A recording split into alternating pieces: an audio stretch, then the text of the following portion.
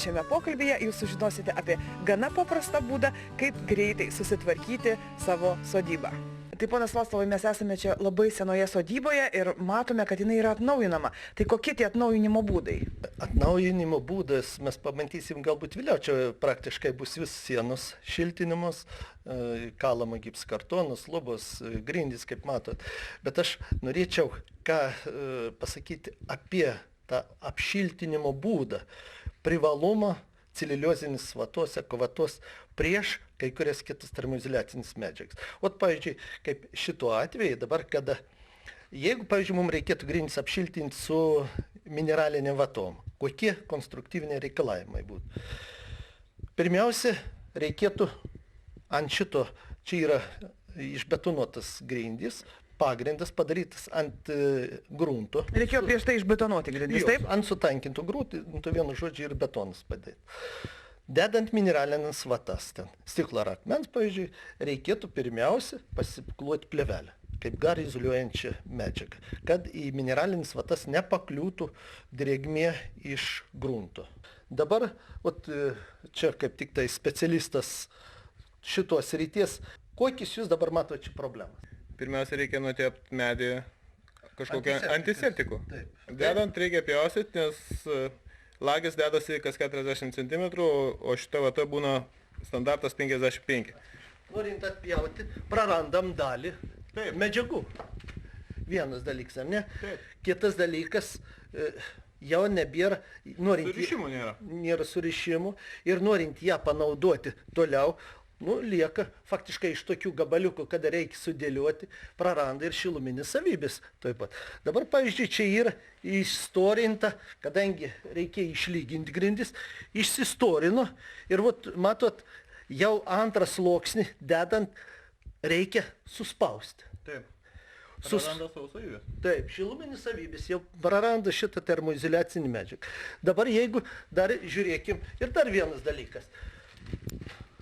Šitos vietos, kadangi yra ant kaladėlių padėtas lagis, neliks šalčtiltelį, vadins, mes nepakišim. Arba reikės ten žaisti ilgą laiką, kol tu sudės tas mineralinis vatas. Čia yra 60 kvadratinių metrų tų patalpų. Kiek jūs tokiu būdu, darant apšiltinimą, reikėtų užtrukti laiko? Dieną laiko. Dieną laiko vienam žmogui. Taip. Vien norint sudėti tas mineralinis vatas. Taigi dabar plačiau pakalbėkime apie tą kitą būdą. Paprastesnį tikriausiai, lengvesnį. Ir ypatingai paprastas, aš pasakyčiau, ir labai efektingas. Prašom, ponas Audriau. Imam maišą ekovatos, jį išberiame tarp gulekšnių. Ir jau čia nesvarbu, ar tie gulekšniai vienaip sudėti, ar kitaip, ar ten tarpelis bus. Nebereikia mums taikyti tų atstumų. Išpilam, nulygina, išsilygina, paimama lentelę, kokį tai, ar ten bruselį, išlyginam iki gulekšnių aukščio, imam drėlę, uždedam gyvatuk ar kokį sparnuotį, nesvarbu ten, ir biškutį reikia pramaišyti. O kam tai yra reikalinga? Matot, kada taip imant rankose, į biškutį ir kaip granuliuota. O kada papildomai prasimaiša, tos granulės išsiplaka ir plauštas susiriša tarp savęs. Ir mes gaunam, matot, kaip jį tiesiog net, kaip papuro, sukilo. Jo, sukilo ir visai kita struktūra gaunasi. Praeina ir tuo pačiu užpildo ir tarpelius tarp lagių. Ir dabar galim pabandyti. Užteks, Audriau. Pažiūrėkim dabar, kaip užsipildė tarpai po lagėmis. Va, matot? Visur pilnai neliko jokių plyšių. Jokių plyšių neliko. Tai išvada tokia. Kiek, ponas Audriau, dabar su šitą medžiagą darant užtruktum apšiltinti? Ta pati plotų, kurį sakė, dieną užtrunkat. Porą valandų. Gerą valandą, taip. Užtrunkate gerą valandą? Tik tais gerą valandą užtruksim. Šitai medžiagai nereikia ir garų izoliacijais padėti. Vienas dalykas. Antras dalykas, nebūtina antiseptikų naudoti antiseptikuojant gulekšnius. buvo iškratyta ekavata tarp lagių, praėjo su drėlė biškutį papureno ją, nulygino ir uždedama plokštė. Ir vis tom ir baigės darbas su grindimis. Čia mes esame iš tiesų labai gerai rekonstruojamoje senoje sodyboje. O ar iš tiesų kiekvienoje sodyboje, ir gal ne tik tai individualiuose namuose, galima tokiais būdais apsišiltinti grindis, lubas ir sienas ekavata?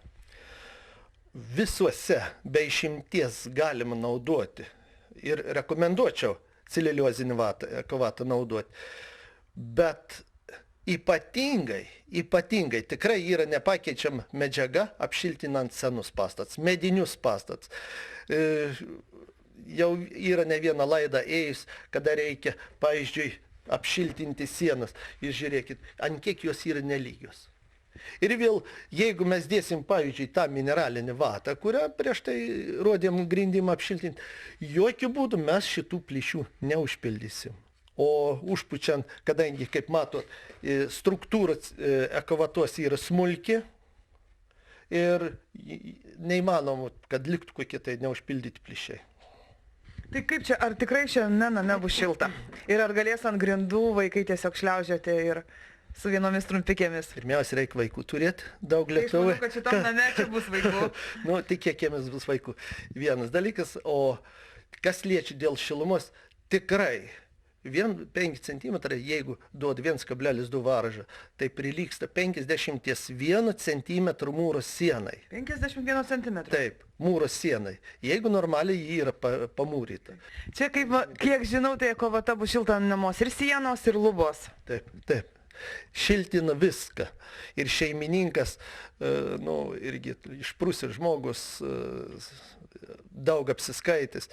Ir būtent jis pasirinka būtent tą vatą.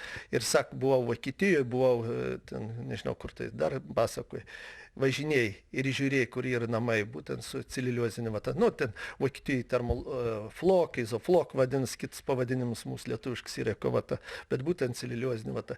Ir dar reikėtų pasakyti tai, kad ekovatos yra, eko, tai reiškia ekologiškai švari medžiaga, čia ir tikrai organinė medžiaga, nors ten jo sudėti tam, kad jį būtų nepūvanti, apsaugotų medinis konstrukcijas nuo puvinių ir boroksą, bet tai yra druskų pavydalė. Jos yra chemiškai nelakios. Medžiagas lygiai tas pats, kaip, sakykime, druskiniai druska, kad galėtų.